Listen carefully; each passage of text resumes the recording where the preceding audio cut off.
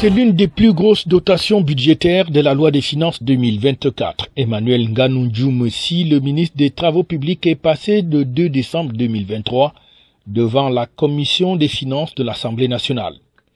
Ceci pour défendre et justifier le compte d'emploi des 348 milliards 519 millions de francs CFA alloués à son département ministériel et présenter ainsi les priorités pour cet exercice 2024. Nous allons poursuivre les investissements financiers sur les travaux en cours d'exécution. Ensuite, nous allons adresser les routes qui ont connu des ruptures de trafic pendant la dernière saison de pluie ou bien qui ont connu des ruptures de trafic courant 2023 ou susceptibles d'en connaître. Et troisièmement, nous allons investir des ressources pour relever le niveau de service d'un certain nombre d'axes routiers d'importance économique indéniable.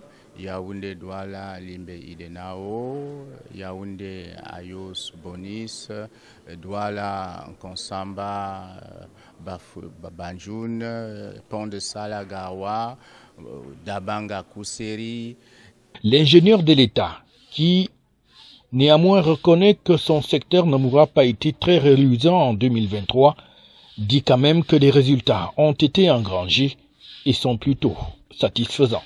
Bref, ces axes routiers qui ont connu des difficultés du fait de leur dégradation résultant de l'âge, mais aussi de l'importance des conséquences des changements climatiques qui veulent que ces conséquences veulent que vous avez des sections hydrauliques, des ouvrages de drainage, des ouvrages d'assainissement qui ne sont plus fonctionnels au regard des quantités, des précipitations et de leur fréquence.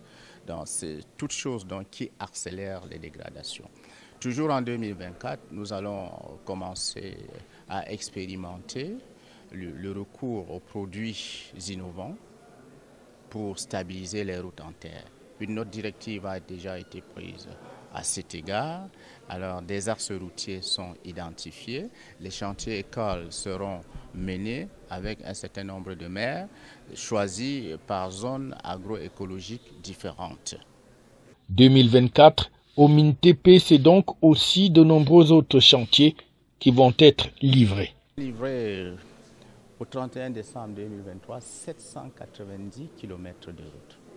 Alors, vous pouvez avoir, si vous avez besoin de la documentation, on va vous la donner. Je peux citer quelques exemples des routes qui seront livrées. Vous avez Ndingaba, c'est déjà fini d'ailleurs, c'est 54 km. Vous avez Mbama Messamena, c'est fini. À Kokamba-Turi, ça va finir le 31 décembre. Vous avez la section Babadjou-Matadzem de la route Babadjou-Bamenda. Vous avez les raccordements de l'autoroute Yaoundé-Douala dans sa phase 1, c'est 25 km. Bref, toutes ces sections de route Menting-Yoko avec la voirie de Yoko sont achevées et vont être livrées. La somme de tout cela fait les 790 km de route qui seront livrés. Voilà. Le bilan, je n'ai pas parlé des ouvrages d'art. Le pont sur le Mayo Limani.